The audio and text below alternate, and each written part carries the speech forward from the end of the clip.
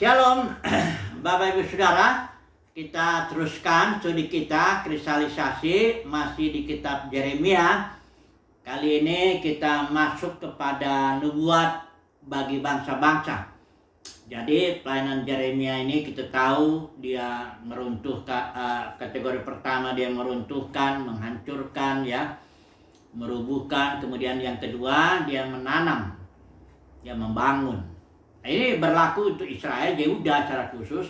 Ya, kita sudah tahu Yehuda kerajaan itu hancur dan nanti akhirnya dipulihkan. Kemudian juga kepada bangsa-bangsa. Ini ada beberapa bangsa ini. Tapi secara khusus hari ini kita akan bahas mengenai Babel, yaitu satu kota orang-orang Kasdim di sana. Kalau sekarang itu daerah Irak. Itu di mana Israel, kerajaan Yehuda itu dibuangnya ke sana. Kalau kerajaan yang utara, yang 10 suku itu, Yerobeam yang pertama ya, Yerobeam itu jadi ada 10 suku itu dibuangnya ke Asur dan mereka tidak pulang lagi, bertebaran maksudnya di sana. Kemudian yang di Babel ini itu suku Yehuda dan Benyamin dibuang ke Babel tahun 586 secara sejarah.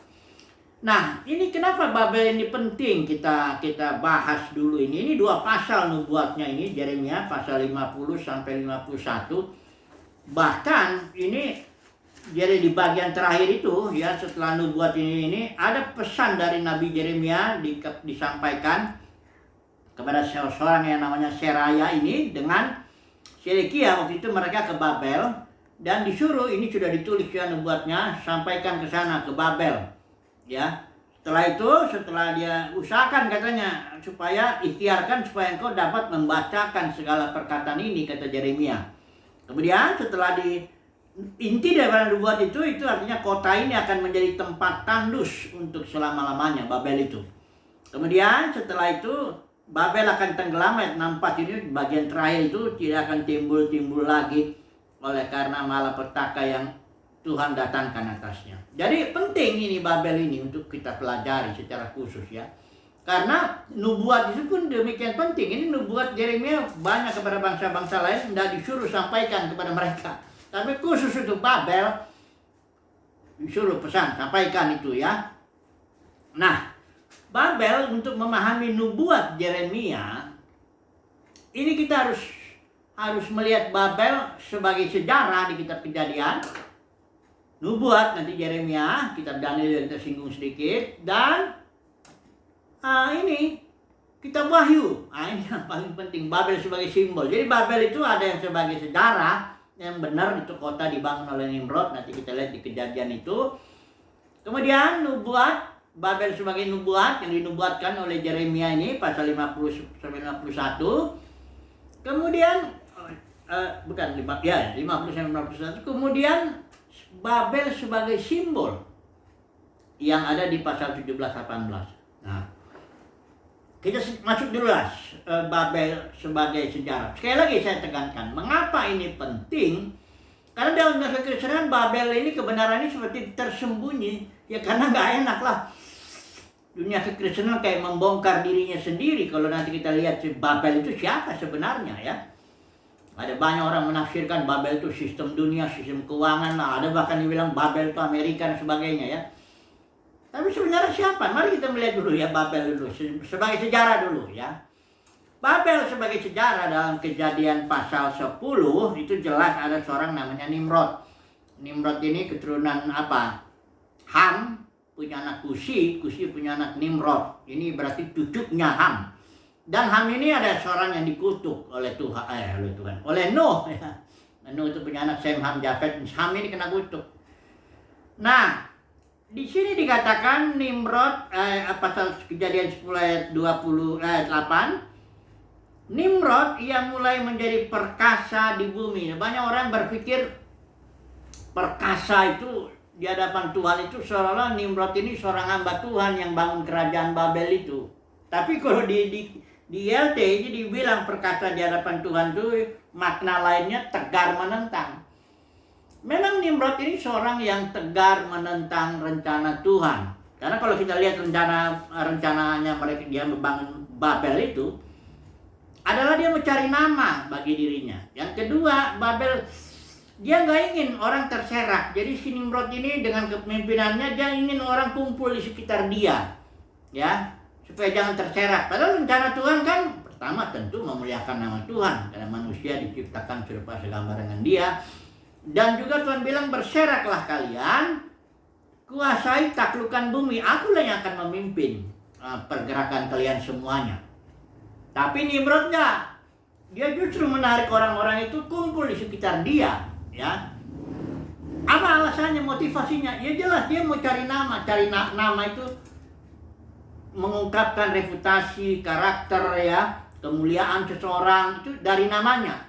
Bahkan di dalam Nebukadnezar di zaman Israel dibuang itu, Raja Nebukadnezar dalam Daniel pasal 4, ini jelas dikatakan ayat 28. Semuanya itu terjadi atas Nebukadnezar. Ya, Nebukadnezar ini bilang begini, bukankah itu Babel yang, ini ayat 30 ya, bukankah itu Babel yang besar itu, yang dengan kekuatan kuasaku dan untuk kemuliaan kebesaranku telah kubangun menjadi kota kerajaan. Jadi memang semangat daripada Nimrod maupun Raja Nebukadnezar ini sama, ingin membangun satu kerajaan untuk mengungkapkan kemuliaannya, ya, kekuatannya, namanya dan sebagainya, ya, untuk kemuliaannya lah. Nah, itu apanya, ya, secara sejarah. Ini benar, kejadian memang benar, ada kota Babel, ya. Nah, sekarang Babel ini kita lihat dia dinubuatkan di sini, ya, karena di Babel itu kan tuh kejadian 10 itu zaman Nuh itu. Nuh punya anak Ham, ya, ada Ham itu punya Kusi, punya Nimrod itu tahun berapa itu kurang lebih itu. Dan ketika Israel itu dibuang, Israel juga dibuangnya di Babel, kerajaan Yehuda secara khusus dinasti Daud ini.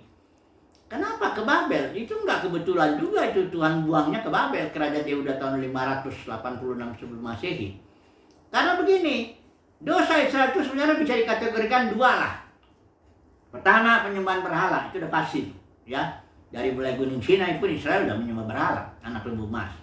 Yang kedua, itu di zaman Samuel, dosa Israel itu adalah meminta raja. Seperti kebiasaan bangsa-bangsa lain, ya. Jadi waktu itu Samuel kan merasa susah karena permintaan Israel ini, ya.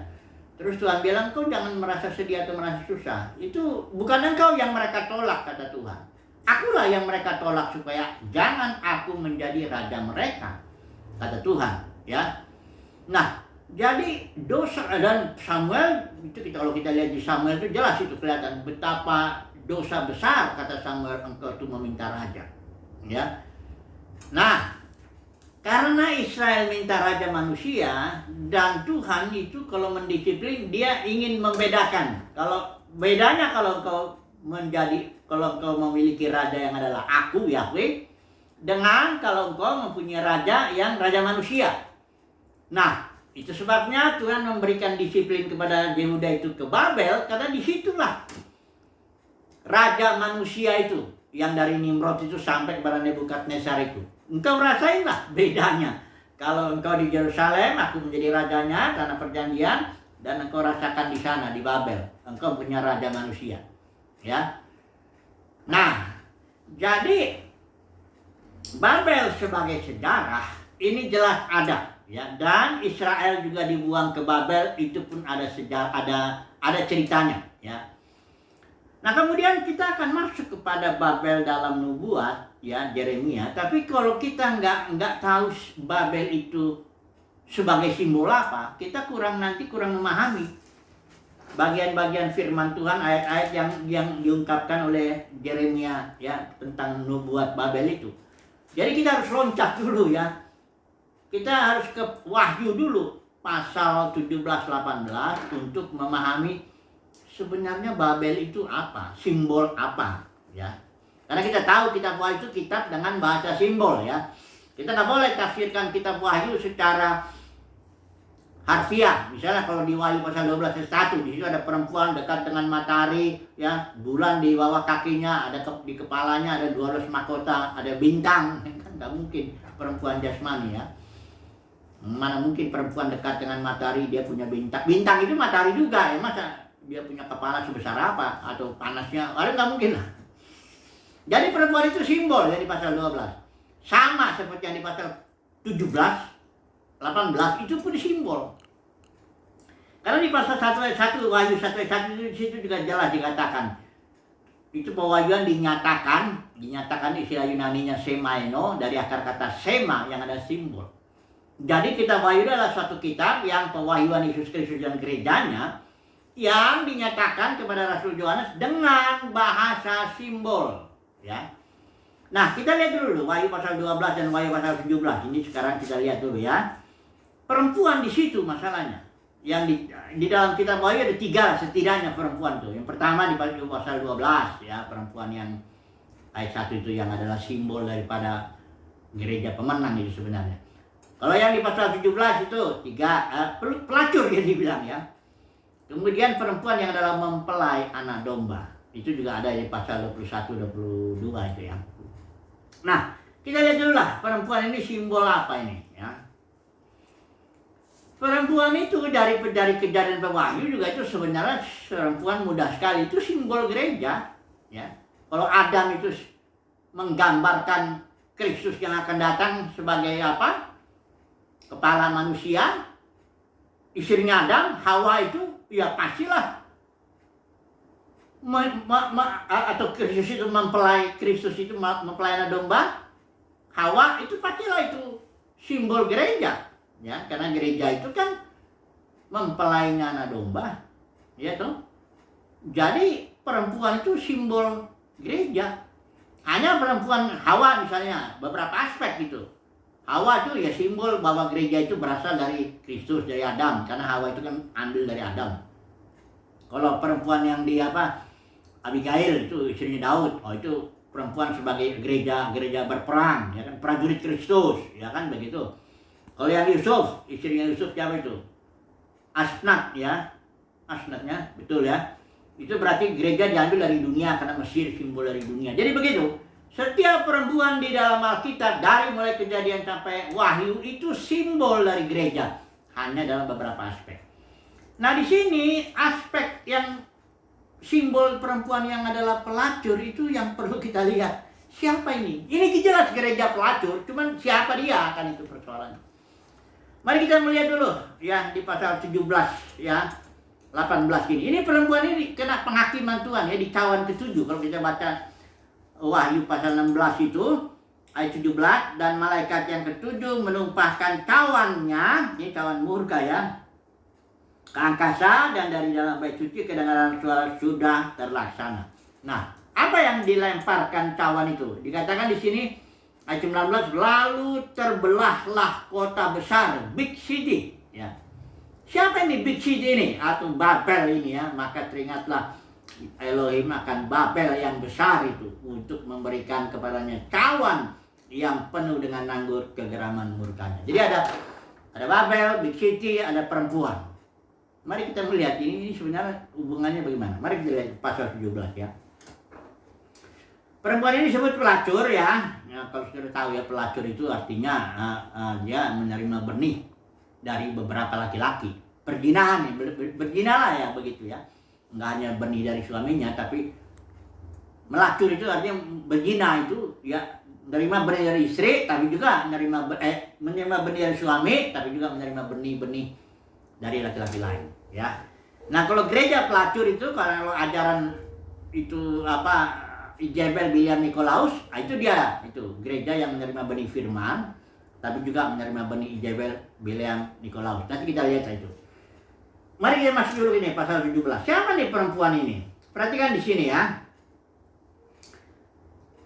Ini ayat 5, perempuan pada dahinya, pada dahi perempuan itu tertulis suatu nama. Ingat ya, nama itu karakteristik, ya, reputasi, kemuliaan. Dikatakan di sini namanya itu adalah Babel besar. Jadi perempuan itu adalah Babel besar. Kenapa ya perempuan disebut Babel? Babel itu kan adalah kota kerajaan ya, yang dibangun oleh manusia secara khusus, yang awalnya dibangun oleh Nimrod. Tapi Nebukadnezar juga akan membangun itu demi kemuliaannya. Kenapa ya kok perempuan atau gereja, selain dia disebut pelacur, dia disamakan dengan Babel ya. Jadi gampang ini kalau mau lihat ini. begini, perhatikan dulu ya, perempuan di sini ya, perhatikan di ayat yang ini duduk di atas binatang. Ayat yang berapa itu? Perempuan duduk di ayat 3. Dalam roh aku dibawanya ke padang gurun dan aku melihat seorang perempuan duduk di atas seekor binatang. Nah, binatang ini sebenarnya simbol juga, ya. Ini bukan perempuan jasmani duduk di atas binatang, enggak. Binatang ini simbol pemerintahan manusia. Ya. Jadi ini kalau kita melihat itu Babel, perempuan itu adalah disimbolkan sebagai Babel. Karakteristiknya dia Babel. Kenapa? Karena perempuan ini, gereja ini ditopang oleh binatang, dalam arti ditopang oleh sistem pemerintahan manusia. Artinya, pemerintahan manusia sistemnya itu masuk ke dalam gereja. Itu dia perempuan ini yang duduk di atas binatang, yang perempuan yang ditempel itu Babel. Ingat ya, perempuan itu adalah gereja, Babel itu sistem pemerintahan manusia. Kalau ditempel begitu berarti membacanya itu begini, gereja yang ditopang oleh sistem pemerintahan manusia. Siapa ini yang begini nih ya? Gereja ditopang oleh sistem pemerintahan manusia. Coba dulu kita lihat dulu sejarahnya. Kayak Kisah Rasul 20 itu waktu Paulus itu kasih peringatan. Ini sebenarnya dunia kekristenan ya, denominasi itu yang ini. Tapi saya mau supaya kita pikir kita menafsir sembarang aja, enggak. Ada dasarnya ini. Coba perhatikan dulu Kisah Rasul 20. Saya nggak usah baca-baca lagi lah, ya. Kisah Rasul 20 ayat 28 sampai 30 itu. Di situ Paulus memperingati para penatua di Efesus, ya, tapi ngomongnya di Miletus. Paulus peringatin, ya, dari antara kalian, ya, karena datang serigala ganas menyerang kalian. Dari antara kalian akan ada beberapa orang dengan ajaran palsu, tarik murid kepada dirimu sendiri. Ya, artinya para pemimpin ini dia menarik murid kepada dirinya dan menegakkan otoritasnya dan memasukkan otoritasnya sendiri ke dalam umat Tuhan.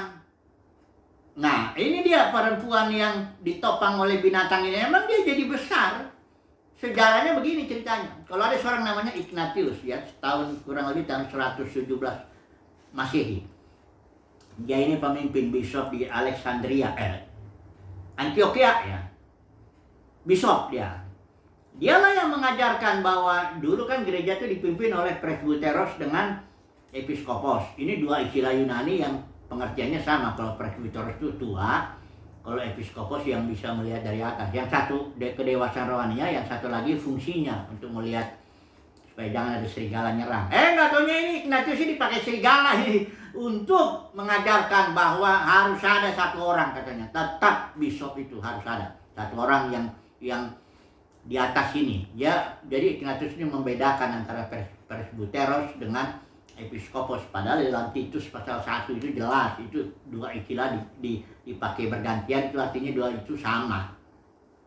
Jadi Ignatius ini dengan ajarannya itu dia masukkan itu sistem pemerintahan manusia. Karena begini, setelah bishop ini diangkat satu orang mengepalai umat Tuhan, nanti di antara bishop-bishop tiap kota ini bertarung lagi. Akhirnya naiklah bishop agung.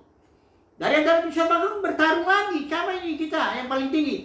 Ada kardinal, yang disebut kardinal. Di antara kardinal begitu juga. Akhirnya datanglah adanya paus. Ya. Itulah masuk hierarki. Hierarki itu artinya suatu struktur itu ya. Pemerintahan manusia yang masuk ke dalam gereja. Nah, itulah dia Katolik kalau dalam sejarah kita lihat. Abad ke-5, abad ke-6. Kemudian gereja masuk dalam masa kegelapan yang 1000 tahun itu. Masuk dalam kegelapan kenapa? Karena manusia mengatur. Karena gereja mula-mula itu Roh Kudus yang ngatur. Ya, otoritas yang berlaku, otoritas hayat. Makanya di Matius 23 Yesus bilang, jangan seorang pun di antara kalian disebut Bapak, Rabi, atau pemimpin. Akulah pemimpinmu. Mesias. Ya. Kalian semua saudara. Karena gereja itu organisme. Kalau organisme itu kayak tubuh begini, itu yang berlaku otoritasnya itu otoritas hayat. Dan tidak boleh ada orang ngatur. Petrus, kalau pemimpin ada. Petrus, Yohanes, Paulus itu pemimpin semua, hebat ya. Tapi dia itu semuanya hamba daripada otoritas hayat itu. Mereka tidak menarik murid kepada dirinya dan memasukkan sistem pemerintahan manusia ke dalamnya. Enggak, mereka itu betul-betul menjadi hamba, pelayannya gereja. Ya. Jadi beda dengan yang sekarang. Nah, sekarang kita lihatlah ya, sejarah gereja itu ya, udah masuk hierarki ya. Kemudian pecahlah hierarki ini kan. Katolik itu pecah menjadi ribuan ya, bukan Protestan aja, bukan Martin. Martin itu nggak maksud itu. Dia menulis dalilnya, mencoba memulihkan gitu ya, tapi nggak bisa. Pecah lah ya, jadi disebut Protestan itu. Dari itu perpecahan itu sampai sekarang diperkirakan ada 40.000 pecahan daripada gereja yang mula-mula itu. Ya. Pecahannya kurang lebih sekitar segitu. Makanya dibilang di sini perempuan itu dikatakan di sini Babel, ibu dari wanita-wanita pelacur. Jadi ada ibunya dan ada juga anak-anaknya pelacur juga sama. Kenapa? Karena memasukkan sistem pemerintahan manusia. Manusia ngatur gereja itu dia penyakitnya. Dan itu siapa? Itulah denominasi dalam kekristenan. Karena denominasi itu kerajaan manusia, Bapak Saudara. Ya, bagi umat pilihan Tuhan sih dia lihat jelas. Tapi bagi orang yang berada di dalamnya, di dalam entah di aliran Reform, Injili, atau misalnya Pentakosta, Karismatik, karena dia di dalamnya mengambil bagian, menikmati. Karena dalam hierarki itu sudah tahu nggak? Ada uang di situ, ada jabatan di situ, ada kemuliaan manusia di situ. Memang besar dunia kekristenan itu. Emangnya karena orang yang udah menikmati itu, dia nggak peka lagi, dia nggak tahu lagi bahwa itu dunia kekristenan itu dipenuhi ajaran Jebel. Jebel itu merampas otoritas suaminya Ahab dalam kasus kebun anggur Nabot. Kemudian ajaran Bileam, dagang, itu ada di Wahyu pasal 2-3 ya. Bileam dagang, dia itu dalam dunia kekristenan biasa, namanya organisasi, mana ada yang nggak dagang? Dari mana hidupnya kalau nggak dagang? Ya, apa yang didagangkan? Ya tentu firman Tuhan. Ya firman Tuhan tanda kutip juga. Kadang-kadang hanya kata-kata motivasi aja, kadang-kadang yang ngawur-ngawur yang didagangkan bahkan sampai minyak. Minyak ini katanya ini sebetulnya namanya Benny Hinn, dia kan udah katanya udah bertobat. Benny Hinn ini dia, saya lihat tuh di televisi Trinity Broadcasting Network, TBN. Saya lihat dengan mata kepala saya sendiri. Dia jual satu botol minyak urapan harga $20. Jemaatnya pada waktu itu ada 7.000. Itu bisa bayangkan. Dan dia itu pelayan seluruh dunia. Bisa dibayangkan lah itu keuntungannya itu. Dari dagang, bukan hanya firman itu semuanya, aksesoris, buku-buku, apa semuanya itu. Termasuk minyak urapannya itu. Karunia-karunia pun didagangkan. Menghasilkan uang semua itu. Ya, itulah ajaran Bileam. Kemudian ajaran Nikolaus menaklukkan, para pemimpin ini menaklukkan kaum awam. Sehingga kaum awam ini dijerat, dia takut gitu. Apa istilah? Kultus individu. Dia takut sama pendetanya atau apanya lah. Dia takut berontak. Bahkan diajarkan tudung rohani lah. Kau harus tundukkan diri. Ini ajaran-ajaran Nikolaus. Jadi perempuan pelacur yang adalah Babel itu adalah dunia kekristenan. Bagi umat pilihan Tuhan dia lihatlah. Tapi bagi orang yang ambil bagian di dalam dosa-dosanya ini, dunia kekristenan, dia nggak peka lagi. Saya beri contoh gini lah. Kalau dalam satu ruangan gini ada orang makan durian gitu ya, betapa nikmatnya dia makan durian itu. Terus kemudian ada orang satu masuk gitu yang nggak makan. Orang itu akan merasakan tajamnya bau durian yang menyengat. Ya, dan kalau dia kebetulan nggak suka durian, dia pasti lari, ya. Nggak tahan dia melihat nyengatnya itu. Tapi orang yang di dalam itu yang sedang menikmati itu nggak lagi peka. Begitulah orang yang menikmati segala dalam kekristenan ini, entah uang, jabatan, kemuliaan manusia, apa semuanya di dalam kekristenan ini udah biasa dia dagang. Ada salah satu pengkhotbah di Indonesia ini terkenal sekali, dia nggak ngalu lagi. Kalau engkau makan di warung Padang kan bayar, masa makan firman Tuhan nggak bayar, dan juga bayarnya di situ, di mana kau makannya, engkau bayar di situ lah. Nggak malu-malu lagi, memang penuh perdagangan. Makanya Yesus di bait suci menghancurkan itu para pedagang. Orang Farisi ahli Taurat itu pedagang semua itu, Jago dia dagangnya. Caranya dia dagang-dagang binatang. Korban, katanya kan setiap orang Israel 3 kali setahun harus datang ke Yerusalem. Dari segala bangsa itu harus datang. Pada hari Pentakosta, Paskah, Pentakosta, Tabernakel. Nah mereka kan bawa binatang jauh-jauh susah lah. Jadi mereka bawa uang. Nah uang itu kan harus ditukar dulu. Makanya di dalam di pelataran bait suci itu ada kayak money changernya. Nah orang Farisi bilang kalau kau beli binatang di luar belum tentu, kami nggak tahu lah itu tahir apa enggak katanya. Tapi kalau beli binatang di dalam yang sudah kami periksa sudah beres lah tahir. Tapi harganya lebih mahal. Nah itu dia orang Farisi dagangnya itu. Ya di situlah Yesus ngamuknya minta. Dia ngamuknya bukan ngamuk biasa itu money changer, meja-meja penukar itu dibanting begitu. Sudah bisa bayangkan orang sedang mengerjakan sedang ibadah lah, sedang kusuk-kusuknya itu Yesus datang bongkar itu, bantingkan itu, dia bikin cambuk.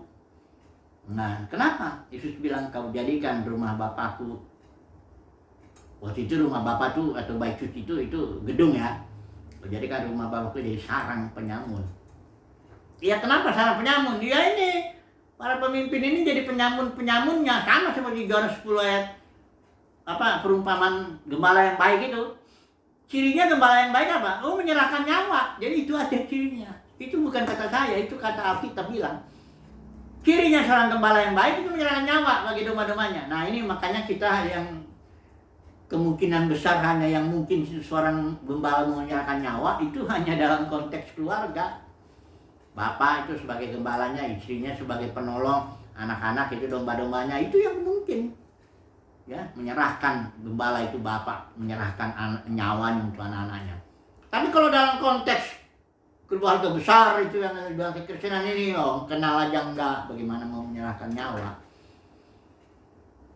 Jadi gembala di situ di Yohanes 10 itu membandingkan dirinya dengan orang Farisi ahli Taurat. Itu Yesus bilang aku gembala yang baik, kau pencuri dan perampok. Emang benar orang Farisi ahli Taurat itu bukan si iblis itu. Kalau kau sudah lihat konteksnya Yohanes 10 itu bukan iblis,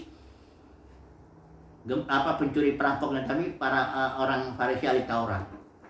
Oke lah, kita kembali lagi ke sini ya. Mari kita masuk sekarang kepada nubuat ya, sambil kita membanding-bandingkan apa yang sudah kita bicarakan mengenai Babel. Mari kita melihat dulu yang pertama ya. Dikatakan ini Babel ini akan dihukum menurut Yeremia karena merusak bait suci. Itu pasal 50 ayat 28, saya bacain aja ya.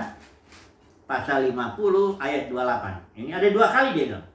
Dengar pelarian-pelarian dan orang-orang yang terebut dari negeri Babel. Datang memberitahukan di Sion tentang pembalasan Tuhan. Dikatakan di sini pembalasan karena bait sucinya. Memang benar. Babel itu menghancurkan, kita tahu kan Nebuzaradan itu menghancurkan bait suci, menghancurkan istananya, menghancurkan tembok Yerusalem, habis udah sih, perkakas juga dirampas gitu.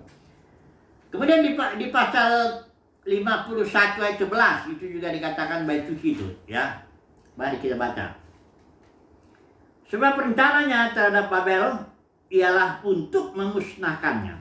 Itulah pembalasan Tuhan, pembalasan karena bait sucinya. Jadi Babel ini merusak bait suci, atau dalam konteks sekarang ini sistem pemerintahan manusia ini dalam kekristenan ini merusak gerejanya. Memang gereja akibatnya pecah. Enggak palang tanggung, udah saya bilang pecahnya puluhan ribu pecahnya itu, ya. Sistem pemerintahan manusia ini menghancurkan, memecah gereja. Karena para pemimpin tarik sebagian ini, tarik ini, tarik itu, pecahlah gereja itu. Ya, enggak ada lagi ya. Disinilah terakhir sebagai kesimpulan. Saya baca Wahyu pasal 18 ayat 4. Jadi kesimpulannya apa dong ya? Umat pilihan Tuhan. Berarti kan Wahyu 18 ayat 4. Lalu aku mendengar suara lain dari sorga. Ini suara dari sorga ya, bukan suara dari saya ini. Pergilah kamu, hai umatku. Pergilah daripadanya. Dari mana? Maksudnya dari Babel. Supaya kamu jangan mengambil bagian dalam dosa-dosanya. Ya, pergilah keluar dari dunia kekristenan, dalam arti jangan ambil bagian dalam ajaran Bileam, Nikolaus, si Jabal. Ya, jangan merusak gereja dengan sistem pemerintahan manusia. Jangan ambil bagian di dalamnya. Kemudian dalam kitab Yeremia ini di sini juga ada dikatakan Yeremia 51 ayat 45. Keluarlah dari tengah-tengahnya hai umatku. Ini sama dengan Wahyu 18 ayat 4 yang kita baca itu. Hendaklah setiap orang menyelamatkan nyawanya dari murka Tuhan yang menyala-nyala itu. Jadi kesimpulannya bagaimana? Kalau saudara dan saya umat pilihan Tuhan, kita akan keluar dari sistem pemerintahan manusia yang merusak gereja itu dalam negeri Kristen. Kita akan keluar dari situ. Kita nggak ambil bagian. Jadi para pemenang itu orang-orang yang dipilih Tuhan mendapat kasih karunia itu bukan orang-orang hebat dalam negeri Kristen, bukan.